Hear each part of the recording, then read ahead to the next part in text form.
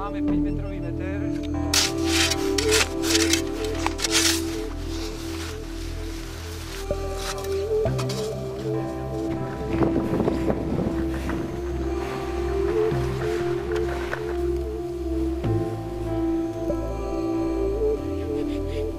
No, chystáme akurát.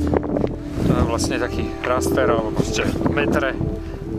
Ideme merať dĺžku dosahu jednotlivých prístrojov, že či bude taká, ako deklarujú výrobcovia.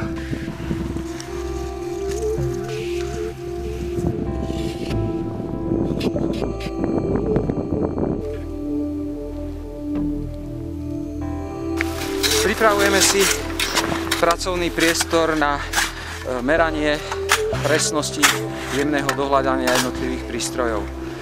Zasypaný prístroj je 2 metre hlboko, a tu sa budeme po 10 cm k nemu približovať a následne vyhodnotíme, aký je presný.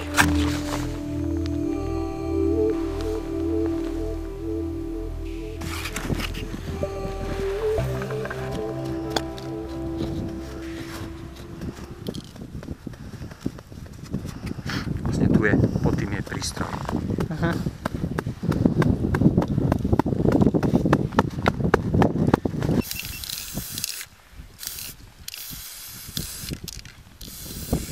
Spodok displeja, že je stred, hej? Aha.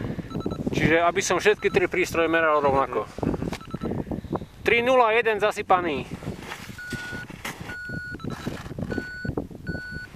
2.9.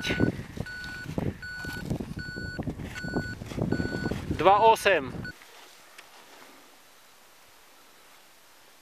3.2. Vidíš, a mal by ukázať 3,61. 3.0. 3.0. 3.0. 3.0. 3.0. 2.4. 2.3. 1.9. 1.8. 1.6. 1.6. 1.4. 1.3.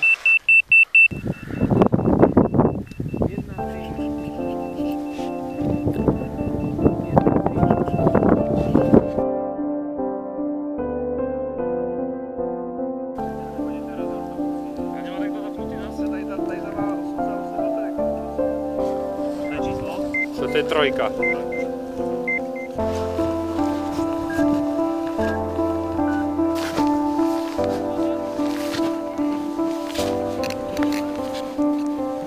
Ukazuje mi viac, mi to tu skáče medzi 60 až 65.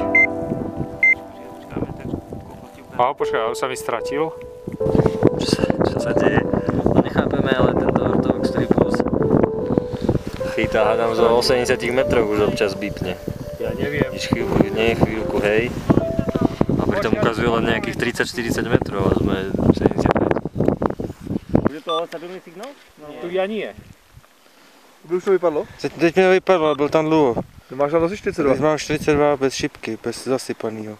Ty ten ortovek ukazoval, že jo, to bylo takový divný. No, ale nevím, jak jsme tam stali pohromadě, jestli telefon nějaký někoho... To treba to otestovať, tie ortovoxy, lebo to nie je dobré, že to tam ukazuje také hlúposti. Takový nesmysl trošku. Lebo vlastne, vidíš, tu je zasypaný a tam ti ukázalo 30 metrov, tak ťa to zmetie, vieš, lebo... To by ještě zmátlo, no.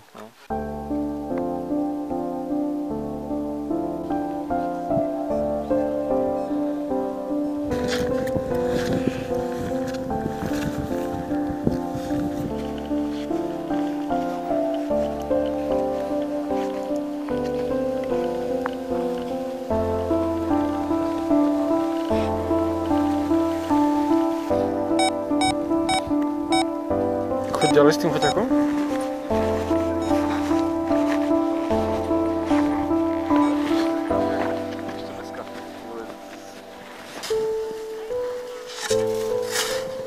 Zmením polohu antény z polohy Y, ktorá bola na polohu Z. To je najnevýhodnejšia poloha pre zasypaného.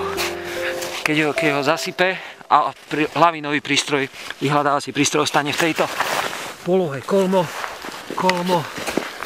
na svah, lebo vtedy vysiela to ako keby do neba.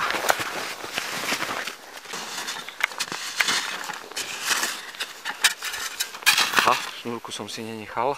Že X anténa vysiela, táto dlhá. No. A keď ju proste s niečím zatieníš, tak sa prepne do Y, vidíš? To je sila. Čiže ak ho niečo zatieňuje elektronické, tak prehodí vysielanie na druhú anténu. Teraz sa ide robiť to isté, čiže meranie všetkých dosahov XYZ, ale na iný vysielací prístroj. Teraz tu bol Mamut, teraz dáme Pips.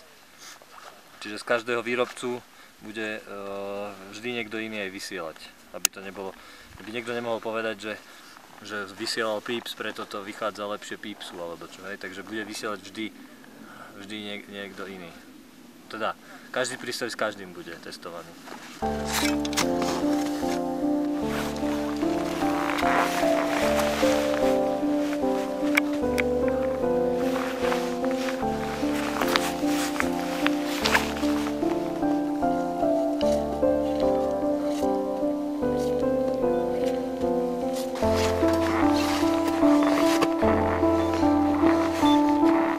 Dobre, 18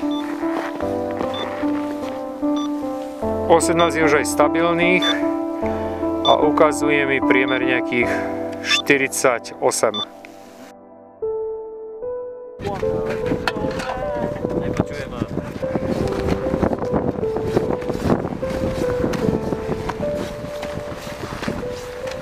Plus. Poslední.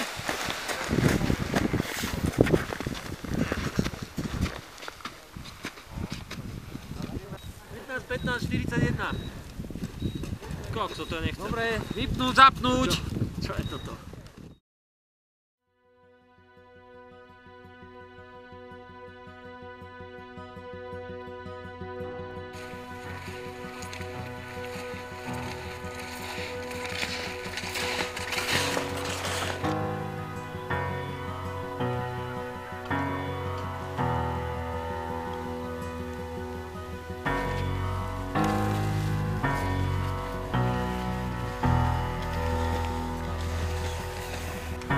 Budeme testovať viacnásobné zasypanie, kedy sa simuluje viac zasypaných a trasu budeme podrobne merať GPS-kou, lebo tak zistíme, že ako ten vyhľadávač reaguje, ako ten algoritmus dokáže spracovať viac signálov a jednoducho logicky čím väčšiu trasu prejdeme, tým je akože ten algoritmus alebo to spracovanie toho viacnásobného signálu horšie. Že ideálne je prejsť čo najmenej v čo najkratšom čase.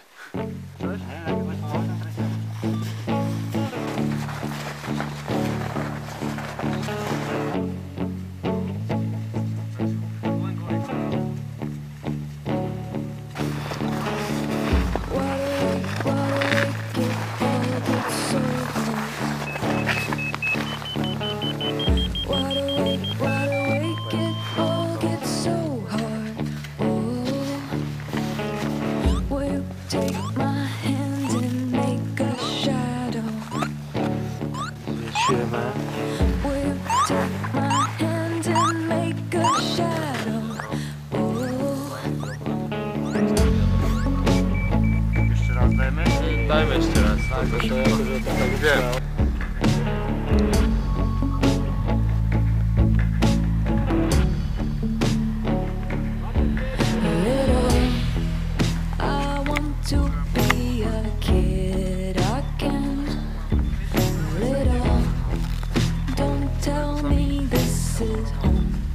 tu to je trošku.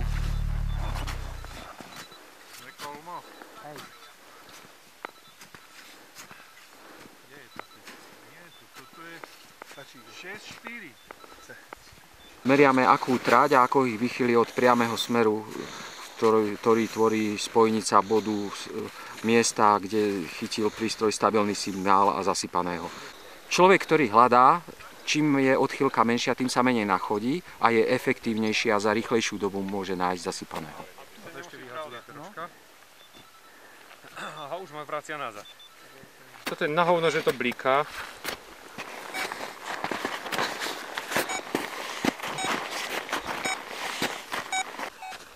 Pri meraní odchýlky, teda toho najvzdialenejšieho bodu od priamého, od spojnice vysielač a prijímač, sme zistili, že niektoré prístroje mali veľmi krátke dosahy a niektoré nemali stabilné smerovanie a navádzanie priamo k zasypanému. Otočil štípku, taky nebral, pak jeho otočil štípku čelem vzal, tak chytil.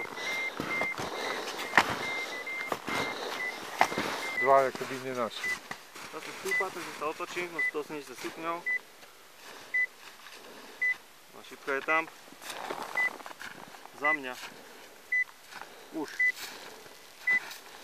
Teraz mi skočila rovno. Už. Klamal dom teda. Kurva.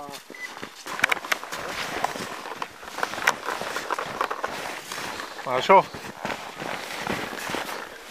Rovných 7. Bylo to pozitivní, naučil jsem se s novýma přístrojema, viděl jsem, jak fungujou. Určitě mi to dalo hodně.